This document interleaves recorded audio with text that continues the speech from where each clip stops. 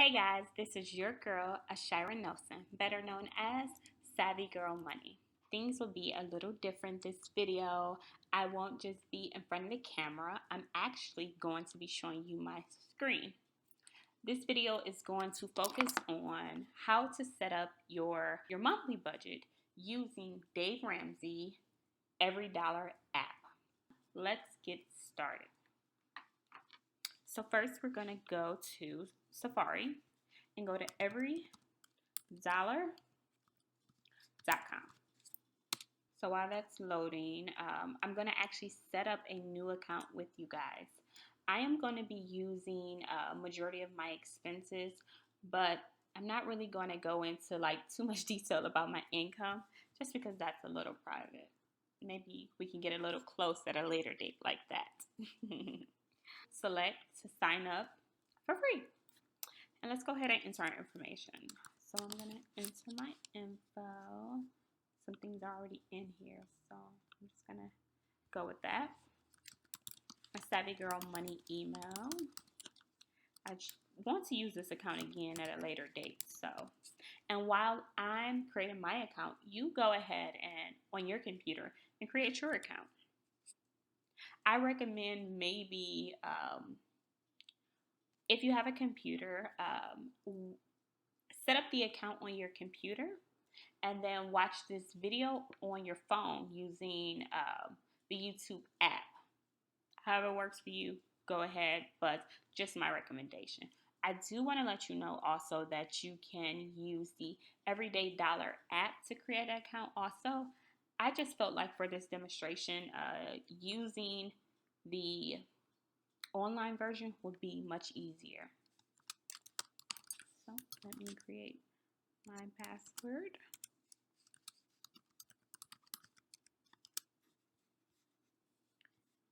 Keep going. So enter your password and then your zip code. I'll let everybody enter that before I go on and hit create my account.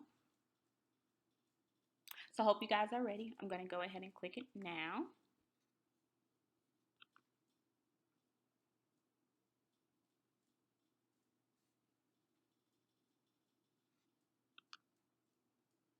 Okay, they're making me go into my email to verify who I am. So let me just do that really quick. Actually, oh, here it is. Just great. Let's see, what are they saying? They're so excited to have me. Great. I'm excited to find a quick and simple app to use to budget. So let's get started.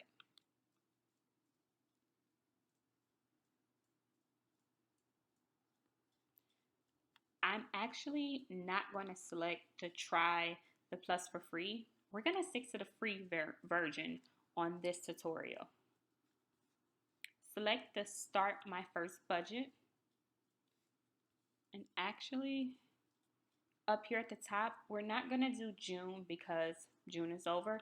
Let's go ahead to July of 2017 and start planning for July. That's what we're doing. We're planning for the month of July. We want to tell our money exactly how we want it to perform. We want to tell it where to go, where to cut back. Let's put you in control of your finances. And how I'm going to do this is I'm actually going to use my June bank account to determine these figures. And I'm going to be able to look at some numbers to say like where I kind of want to cut back at.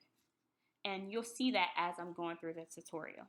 So here is my June transactions. As you can see here, it started with June 1st. I took a screenshot of my account just so I won't be providing too much information and accidentally stroll to my account number. I don't know. I'm still learning the Mac, so I just wanted to be safe. Ignore the title. But yes, so I looked at these transactions when creating my budget. So I just took them kind of one by one and created the budget. So I'm going to show you how I did that, and you can do the same. Open up your bank account. Use your phone to create your, use your computer to create your accounts, and use your phone to maybe review your transactions. And if you have to pause me to go get that information, go ahead. It's even better because how I have it now, because it's hard for me to continue to flip back and forth through the screens while doing the tutorial, I actually have my transactions printed out. So if you need to, go ahead and go print those out and come back later and review the budgeting tutorial. But if you're ready to get started, let's get started now. So we have July. We're going to start with our income. I am going to use $1,800 for my first paycheck. And I'm actually going to add paycheck number 2 because I actually get paid twice a month. Another $1,800. I also get miscellaneous income in from other sources because you know I am all about a side hustle. So actually I'm gonna put that my side hustle because that's where it's coming from. I get about another $350 from my side hustle each month. Trying to get that up a little more, but it'll take time, a little more dedication to those projects, but hey, it'll happen. But here it is. I have for my income, my paycheck number 1, 2, and I have my side hustle.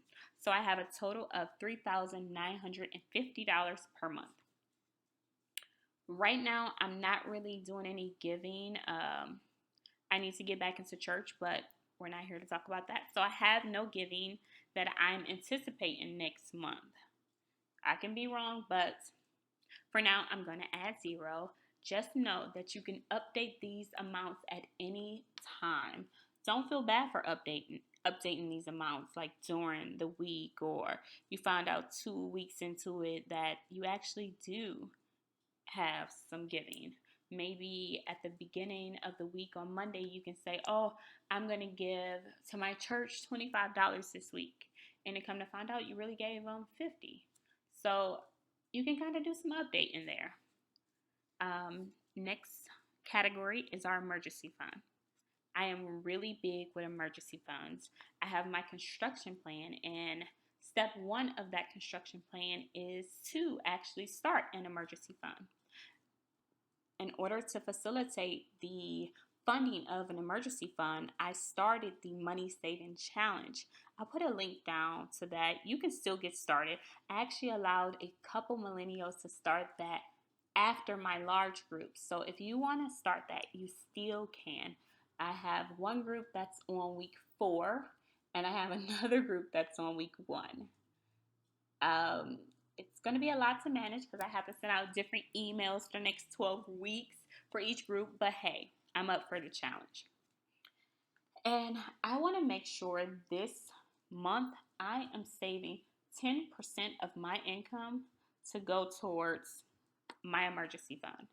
So I'm going to go ahead and put in, it's $395, but I'm going to go ahead and round that to $400. And how I'm going to fund that is actually $200 each paycheck. So I'm not kind of giving a lot at once. So that's that. That's my emergency fund, because you always want to pay yourself first. Make that happen first. Set up some auto payments, auto transfers. Just as soon as that paycheck come in, transfer that cash over. Bam. Let's keep going.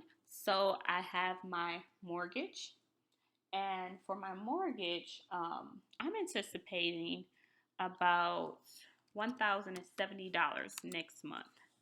I don't have any HOA fees or any dues for the month of July, so I'm gonna actually go ahead and delete that. I pay my HOA fees in December, and me and my husband actually alternate years of who's gonna pay that. So we're not gonna worry about that. And using my last bank account, my bank transactions from June, I'm going to fill in these other items. So I'm looking at, let's see, let me show you guys. So my water bill, I'm going to click to that really quick so you can see. So I see, this is my sewer, this is my energy, my lights, Let's see. Or my electric, not lights, my electric. Let's see. Let me find the water bill. Where are you? I know I pay about $45 a month for that. Oh, it was right at the bottom. The division of water payment. So, like I like to round to the nearest dollar. So, instead of $43.82, I'm going to go ahead and budget for $44. So, let's go back to the everydollar.com and put in for water $44.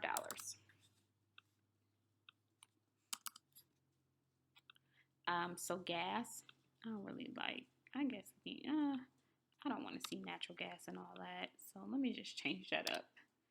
I like to see things a certain way. So let's go ahead and add that to. For gas, I have $48 using my account. Electricity, my electric bill is $56 a month. Cell phone, I'm actually paying myself and one other family member phone bill, which I'm looking to reduce that seriously in the future, the very near future. Because Sprint, even though I loved you this morning, because while recording this, Jay-Z just dropped a new album, so I was able to exclusively listen to that. So Sprint, you made me so happy. But I don't like my cell phone bill. I know it is more savvier ways to reduce my bill, and I gotta focus in on that. I might actually make a video so you guys can see my thinking process and how I reduce my bill. So stay tuned. My cable bill is actually $97, and I have a garbage or trash, and that bill is, let's see. Actually, no. Actually, I'm gonna delete this, and I have a. Let me add my internet, because I have my cable. I like to keep certain things by each other. My internet is $96 per month, and I want to add my sewer. Excuse me. And that is $60 a month. Add new item, because oh my god, I got so many monthly bills. And the goal is to try to reduce as many of those items as possible. My half a daycare is actually $274. And my car note, let me add that there too. Oops, I put the amount instead of the description. See, look how easy this app is to kind of make changes and everything. I love it. I love it, I love it, I love it. So let's see. Let's make sure I have everything. And this category is called housing. All of your fixed expenses that's not going to change every month. So pretty much month by month, these are all the same. And they could round by like $5, $10 up or down, but for the most part, they're definitely all the same. Now, let me just quickly go through, check my bank account, the printed version, and make sure I got everything. So I got my mortgage, my water, my gas, electricity, my phone bill, cable, internet, sewer, daycare, and car note. Everything looks great. Let's go down to the transportation category. I could have put my car note down at transportation, but like I said, the housing category are expenses that don't fluctuate that much. My auto expenses, I wouldn't say they kind of, they do fluctuate, depending on how often I ride with my husband during the weekend and blah, blah, blah. But based on my June budget, I spend about $90 per month on gas. And I don't really have any other transportation expenses, which is great. So food, this is probably the category that I have to evaluate the most during the month, because Lord knows that it can just fluctuate. Some months I'm spending $200. Another month, I found out I'm spending $350. I just have to get that account under control. And honestly, you know what I'm going to do? I'm going to use the envelope method for this because swiping my card is just absolutely too easy. So stay tuned for that. I'm going to explain to you guys how those stubborn accounts that I kind of let get out of control sometimes, and how I'm going to use the envelope to accomplish my goal with those. And restaurants for the month. Whew, let's see. So I'm anticipating my family and I, for me, my husband, these expenses we kind of do separately. Our household expenses are together, but the miscellaneous things that kind of fluctuate each month, we don't really balance those together. And we kind of alternate on who's going to pay. So I'm going to say for restaurant, I'm probably going to pay at least 4 times. And the restaurant can include fast food, which I try not to eat often, and sit down. And I'm going to anticipate probably about, this category I hate to do because everything just sounds like too much, but I'm going to just say $150. If I find out that I'm going over my budget, the first thing I'm going to do is come to this account, because I'm not going to go over budget just to go out to eat. No. So for now, I'm going to go ahead and put the $60. Let's see what else we got. Lifestyle. I did just get a new dog, and last month I actually did spend a pretty good penny. Let's go see. My husband really wanted this dog, so I want to do something nice to him and just let him take my credit card and go buy what he wanted for the dog for the month of June.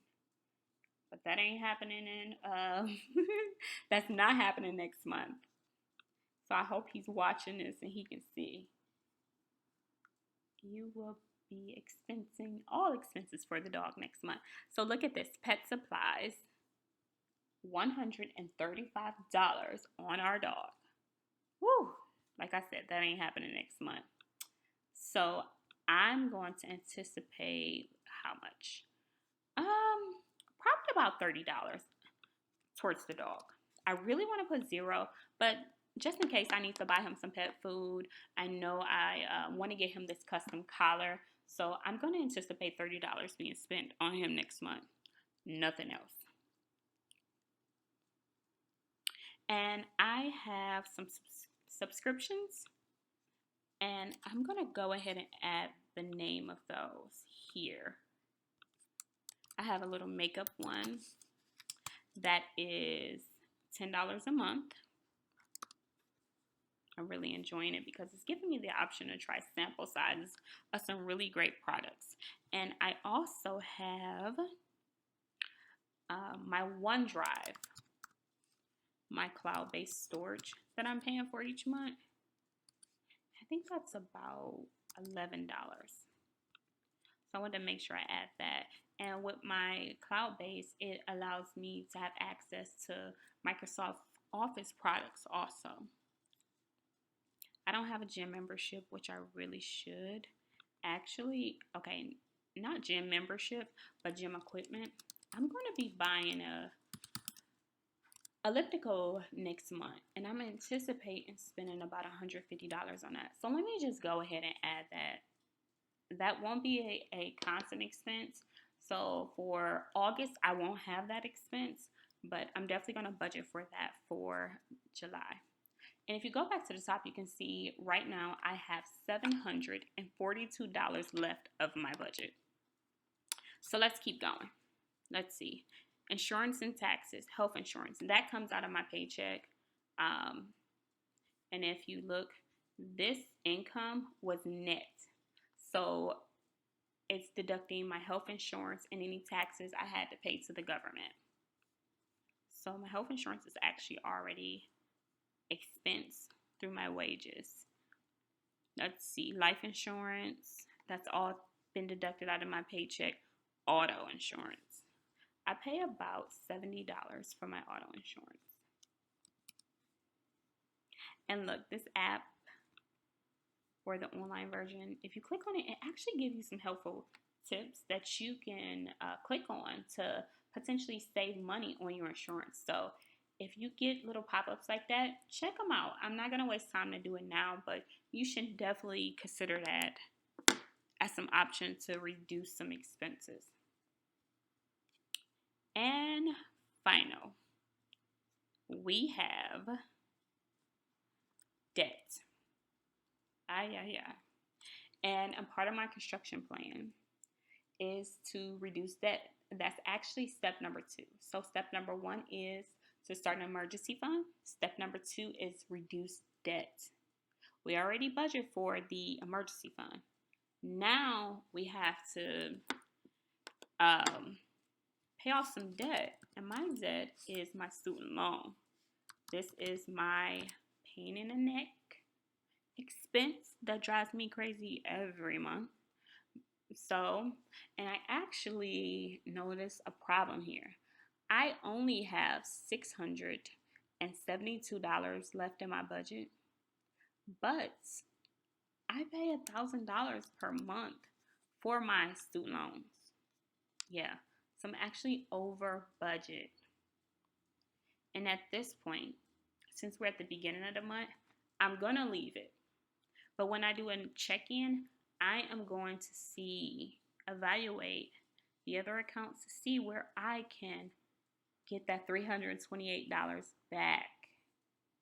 I might have to sacrifice, let's see, my fixed expenses. I can't really do much there. Actually, yes, I can. I noticed a problem in my budget. My mortgage. I put my total mortgage, but my husband transferred me his half. So actually, I can reduce that amount and just show my half, which is $535. Voila, and there it is. There's my extra cash. That way, I can still pay $1,000 per month towards my student loans, and I can go ahead and add in some credit cards because I probably have about a couple $100 I need to pay off on some credit cards next month. And I'm gonna say I probably could pay about $150 next month. Okay, guys, so I have $57 remaining, and the whole goal with the EveryDollar app is to allocate your income so that every dollar is accounted for. That's the whole mindset behind the app, which I love because basically you're telling every penny that you earn where you want it to go. You're putting yourself in control. So all of your income should equal your expenses or your savings or your investing. Every dime should be accounted for. So I have the $57 left in my budget. So I have to tell that $57 where I actually want it to go. And now that I think about it, this month I have a couple birthdays in my family. So I might be doing a couple things. So I'm actually going to put that in a miscellaneous category. Really, it'll be like entertainment, miscellaneous. I'm just going to stick it in miscellaneous. That's where I want that 57 to go. To kind of be for random things that pop up because, like I said, I know I have birthdays this month. So with this, no matter if you're using an app or you created it online, here is how the everyday budget works. And if you look here, let's see if I get right here, we have the green check, and it states that it's a every dollar budget because every dollar has been allocated to a certain category. And another great tool here that I love about this is, let's close out of here, this little area right here. This area is so important because it tells you, based on your income, the percentage that is going to each category. So I am giving 0% in July. I'm saving 10%, which is my goal and should be your goal too. 10%. Or if you can't do that much, it's okay to reduce it.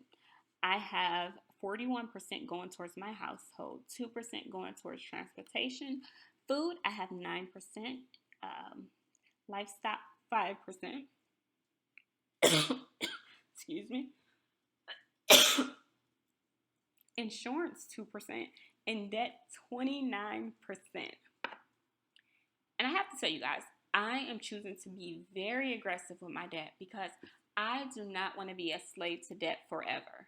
I am trying to be out of debt in the next 3 years. And I hope you guys can witness it and watch me do this. So you'll continue to see huge numbers towards my debt. But I believe as long as I have a healthy emergency fund and savings account, it's okay because I'm still accomplishing and doing some other things that I want to do in life. So I hope you guys enjoyed this tutorial. I hope to do some other things that's recording my screen and actually taking you guys through my mindset set on how I make decisions, how I set up budgets. If you have not done so, please make sure you hit the subscribe button and make sure you leave me a comment or question below if you have one. Thank you and talk soon.